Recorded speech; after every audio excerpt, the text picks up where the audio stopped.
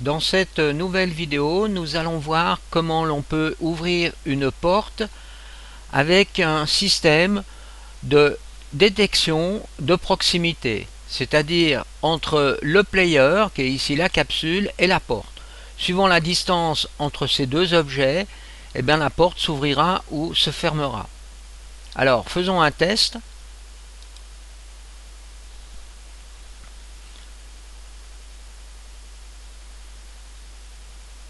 Voilà, on voit la porte qui descend progressivement par rapport à la distance du joueur.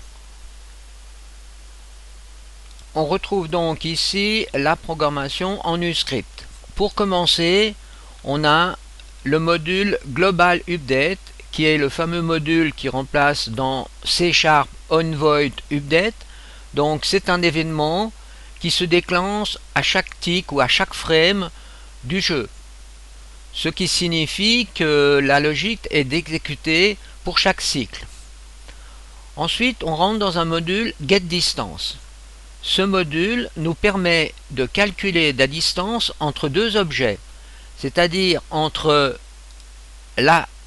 un door locator et le first person controller, c'est-à-dire la capsule dans notre cas. On peut vérifier donc ici en cliquant sur first person controller que ici on a bien le GameObject capsule first person controller.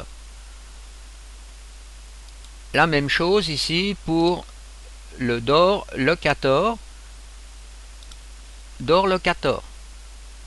Alors si l'on va dans la scène, eh bien ici on a le door locator. Vous voyez qu'il y a ici un objet GameObject créé vide, un empty, avec le nom donc de door locator. Et ici le first person controller, eh bien on vient de voir, c'est la capsule. Alors petit rappel, pour placer donc ces variables dans l'éditeur, il suffit simplement de faire un drag and drop. Alors par exemple door locator, ensuite vous choisissez variable GameObject. La même chose pour first person controller. On peut afficher la distance entre ces deux objets avec un module log. Je commande le module log de cette façon et je récupère la valeur ici de la distance qui sort donc de ce module ici. Je fais un save debug et je fais un test. Donc ça, je vais voir le résultat en mode console.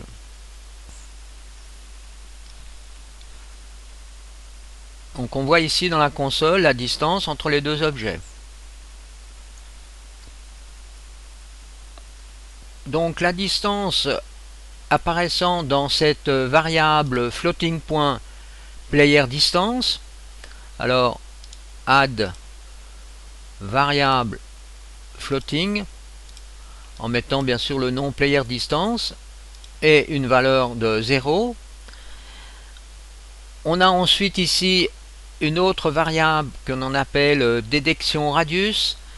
C'est en somme la détection du fait que l'on va avoir ou pas l'ouverture de la porte. Donc on compare ces deux valeurs grâce à ce module comparaison de deux floating points, et suivant le résultat de cette comparaison, lorsqu'on est par exemple ici plus petit ou égal à 16 unités, eh bien on va ici sortir donc un message pour aller dans le module clamp. Le module clamp ici permet de clamper le signal entre deux valeurs, une valeur minimum et une valeur maximum. Alors la target, la cible, eh ben, c'est le player distance, donc c'est cette valeur qui est ici. Entre 0 et 30 par exemple, eh bien on va prendre que les valeurs entre 0 et 4 qui vont sortir à cet endroit dans une autre variable qui s'appelle door height, donc c'est la hauteur de la porte. Alors on peut tester les valeurs ici en mettant deux modules log, un sur player distance, l'autre sur hauteur de la porte, que l'on commande à la fin donc de ce module.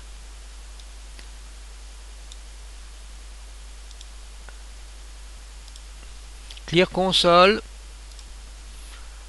Là on voit les valeurs, donc player distance est 10 et le clamp vous voyez est de 4.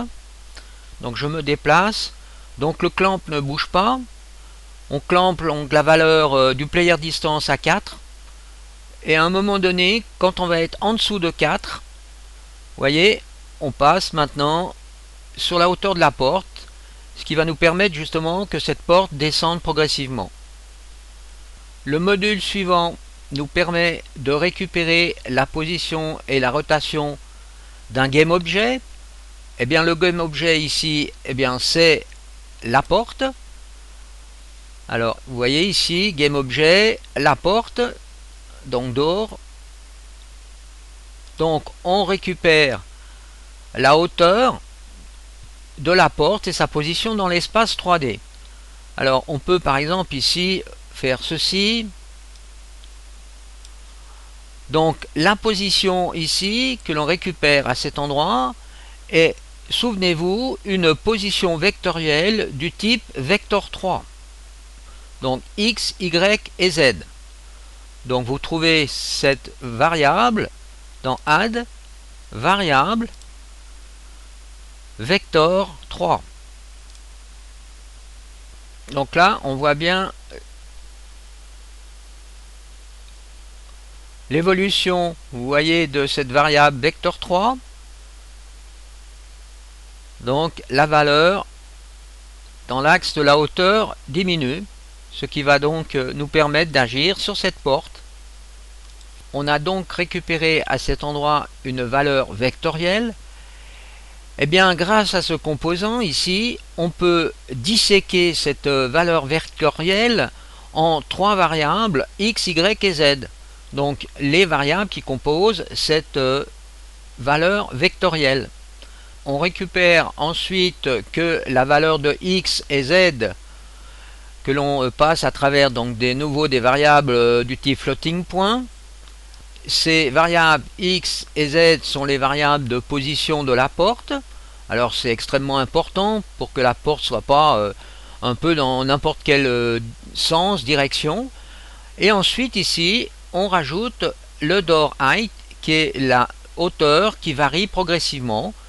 Alors ici on a le composant inverse qui reconstitue à partir de x, y, z une valeur vectorielle que l'on peut appliquer dans cette variable ici. Et ensuite on a un dernier module qui est cette position et qui positionne tout simplement la porte à la hauteur de la variable vectorielle par rapport à la position de la variable vectorielle. Donc en conclusion, on a tout simplement fait dans ce programme ici le calcul de la distance entre deux objets pour créer ici une position définitive pour la porte. Alors là, on a simplement agi sur la valeur y de la porte, donc sur la hauteur de la porte. Ce qui a pour but de créer une animation donc de la porte sur l'axe des y en temps réel, vu que l'on utilise un void update, plus exactement un module global update, et ceci est toujours fonction de la distance entre les deux objets. Alors effectuons un dernier test pour conclure ce petit tuto.